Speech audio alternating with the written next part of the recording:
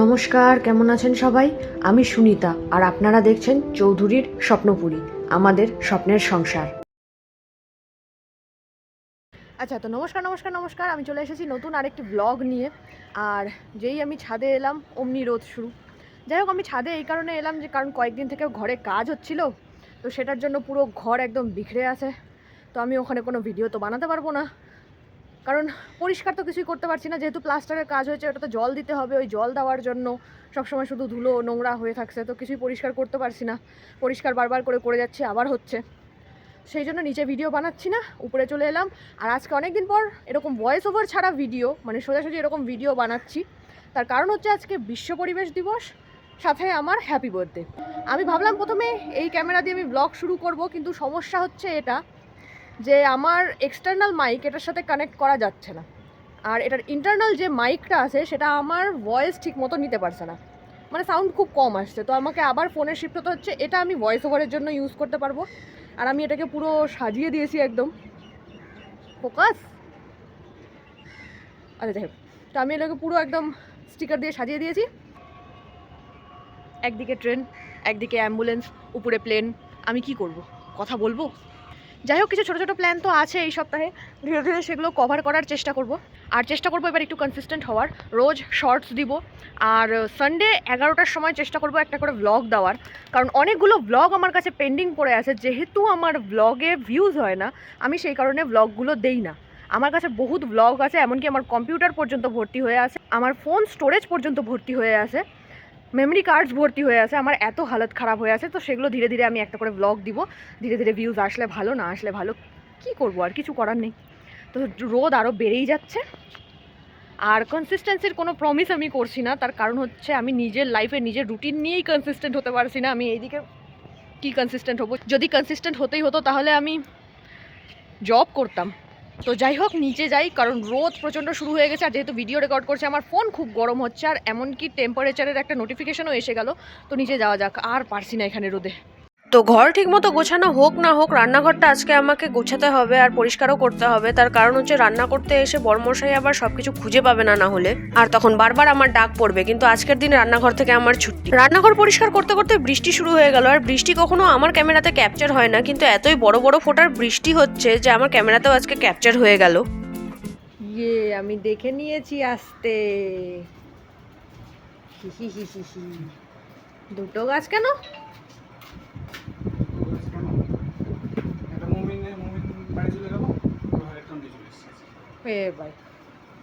চলো, আমি প্রত্যেক বছর গাছ লাগানোর চেষ্টা করি, এবার আবার কিনতে লাগলো না। Thank you. ওটা আমি এমনি মোটা হয়ে যাচ্ছি, তার মধ্যে আরো চকলেট। তো বিশ্ব পরিবেশ দিবস উপলক্ষে বর্মশাইয়ের অফিস থেকে এই গাছগুলো দিয়েছে, খুব সুন্দর একটা উদ্যোগ। তো বর্মশাই যতক্ষণ ফ্রেশ হচ্ছে আর রেস্ট করছে, ততক্ষণ ভাবলাম আমি এগুলো কেটে কুটে একটু এগিয়ে রেখে দিই কাজগুলো, কারণ বর্মশাইয়ের আসতে আজকে অনেক লেট হয়েছে। তো আরো লেট করলে আমার বার্থডে খাওয়া বার্থডে পার করেই হবে। তো বর্মশাই এদিকে রান্না করতে লেগে গেছে ঘুগনি, পায়েস, আর পরে বানাবে লুচি। আমার এমনিতে তো গাছ লাগাতে খুব ভালো লাগে, কিন্তু আমি চেষ্টা করি প্রতি বছর 5th জুন অন্তত একটা গাছ তো আমি লাগাবো। কিন্তু যখন অফিস থেকে এবার এত বড় একটা উদ্যোগ নেওয়া হয়েছে, তো আমি আর আলাদা করে গাছ কিনিনি, কারণ রাখার জায়গাও তো লাগবে। তো ঘুগনি পায়েস সব হয়ে গেছে, এবার লুচির পালা।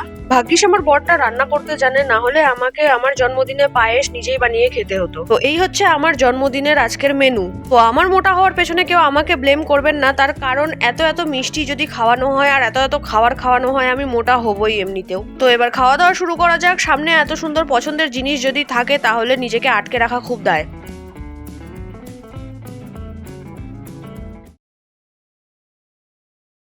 তো কালকে যেহেতু গাছগুলো নিয়ে আসতে সন্ধ্যা লেগে গেছিল, সেই জন্য কালকে আর গাছগুলো লাগাতে পারিনি, তাই আজকে নিয়ে বসে পড়েছি গাছগুলো লাগাতে। এই সময় আমি ক্যামেরাতে একটা টাইম ল্যাপসের ভিডিও বানাচ্ছি, আর সাথে একটা শর্টস এর ভিডিওও বানাচ্ছি। এটা এক প্রকারে behind the scene type video হয়ে যাচ্ছে, তার কারণ শর্টসে শুধু আমি দেখাই সব আমার কাছে রেডি হয়ে আছে, আমাকে শুধু কাজটা করতে হবে। কিন্তু সেই 1 মিনিটের শর্টস বানানোর জন্য আমাকে যে কতবার উঠতে হয়, কতবার জিনিসপত্র নিয়ে আসতে হয়, কারণ আমি বারবার কিছু না কিছু ভুলতেই থাকি। শর্টস ভিডিও কমপ্লিট হওয়ার পর বা তার আগের আসল যুদ্ধ তো আমি দেখাই না কখনো। আগের ভিডিও নেই, কিন্তু পরের যুদ্ধের ভিডিও আমি এটাতে দেখালাম এই টাইম ল্যাপসে। আর এইভাবে আমি ভিডিও বানাচ্ছিলাম ফোনে শর্টস এর জন্য ভিডিও, আর ওই টপটার উপরে আমার ট্রাইপডটা রেখে ক্যামেরা দিয়ে ভিডিও বানানো।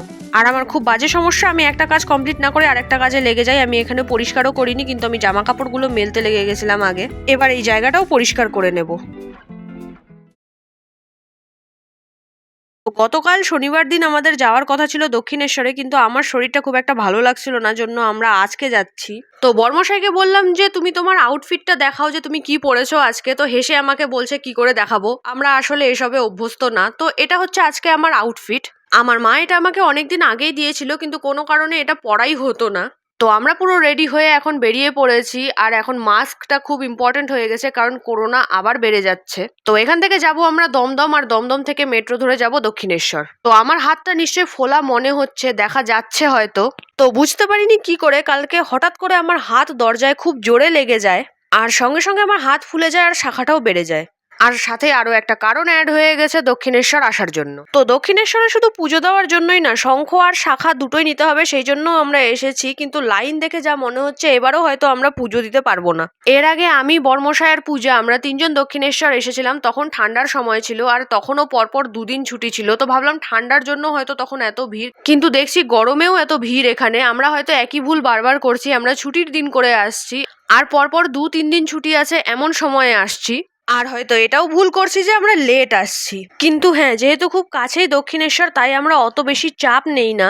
আমরা আবার আসবো, কিন্তু এবার উইকডেজে আসবো, আর হয় খুব সকালে আসবো, নাহলে সন্ধ্যায় আসবো।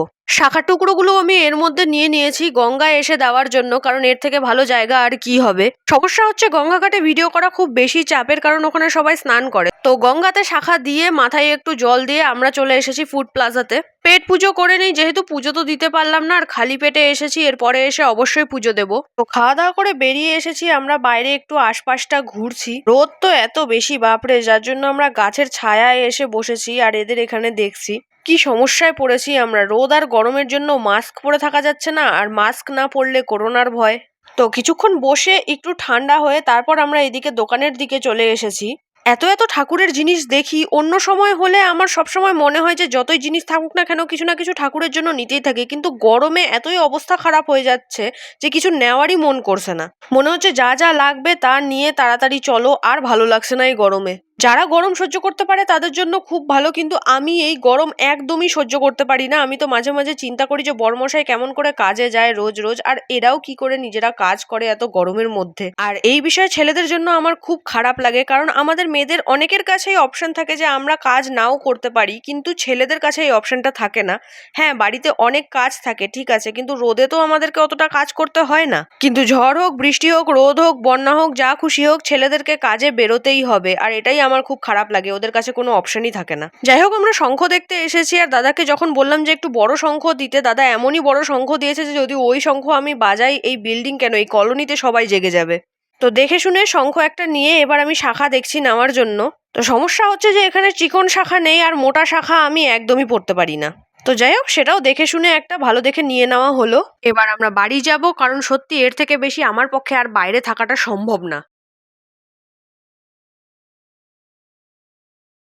তো যে জিনিসটার অপেক্ষায় আমি এতদিন ছিলাম সেটা চলে এসেছে, যদিও এটা এই সময় নেওয়ার আমার কোনো ইচ্ছে ছিল না। ভেবেছিলাম এটা আমি এই বছরের শেষে নেব, কারণ এটা নেওয়ার জন্য আমি টাকা জমাচ্ছিলাম, আর আমি চেয়েছিলাম এটা আমি টাকা জমিয়েই নেব। কিন্তু এত এমার্জেন্সি পড়ে গেল যে এটা আমাকে এখনই অর্ডার করতে হলো। তো এখন বর্মশাই টাকাটা দিয়ে দিয়েছে, কিন্তু ওকে আমি এই টাকাটা অবশ্যই ফেরত দেবো, যদিও টাকা ওরই, বাড়ির কাজের জন্য স্যালারি তো ওই আমাকে দেয়। এমার্জেন্সিতে এটা আমাকে নিতে হলো, কারণ পার্সোনাল ইউজের জন্য যেটা আমার ফোন ছিল সেটা পাগল হয়ে গেছে। একা একাই যাকে তাকে ফোন লেগে যাচ্ছে, এমার্জেন্সিতে ফোন লেগে যাচ্ছে, একা একাই ফোন সুইচ অফ হয়ে যাচ্ছে, সুইচ অন হয়ে যাচ্ছে, অটোমেটিক ফোনের স্ক্রিন অফ হয়ে যাচ্ছে, অন হয়ে যাচ্ছে, কি যে হয়ে যাচ্ছে, পাগলই হয়ে গেছে একদম ফোন। জোড়াতালিতে ফোনটা আমি ইউজ করছিলাম, আর ভাবলাম যে এই বছরটা আমি এটা দিয়েই চালিয়ে দেবো, কিন্তু সেটা আর হলো না। ওই ফোনটার বয়সও ততই যত আমার দাদার বিয়ের বয়স। দাদার বিয়ের ঠিক একদিন আগে ফোনটা আমার হাতে এসেছিল, আর দাদাই আমাকে ওই ফোনটা দিয়েছিল। ওই ফোনটা আমার এত পছন্দের ছিল, হাতে খুব ভালো সেট হতো। কিন্তু এখন যখন ফোনটা পাগল হয়েই গেছে, আমি সেই জন্য ট্যাব নিয়ে নিলাম, তার কারণ আমার এডিটিং এ সুবিধা হবে। আমার মাথা ব্যথা হয়ে যায় ফোনের ছোট স্ক্রিন দেখতে দেখতে। এবার যে ফোনটা আমি এডিটিং এর জন্য ইউজ করতাম সেটা পার্সোনাল কাজে ইউজ হবে, আর এই ট্যাবের মধ্যে আমি এডিটিং করব। আজকের ব্লগটা এখানেই শেষ করছি। যদি ভালো লেগে থাকে তাহলে অবশ্যই লাইক করবেন, কমেন্ট করবেন, আর শেয়ার করবেন সকলের সাথে। আর যারা যারা নতুন এসেছেন আমার চ্যানেলে তারা অবশ্যই সাবস্ক্রাইব করবেন। তো আজকের ব্লগটা এখানেই শেষ করছি, পরে দেখা হবে আবার নতুন একটি ব্লগের সাথে। ততক্ষণের জন্য টাটা।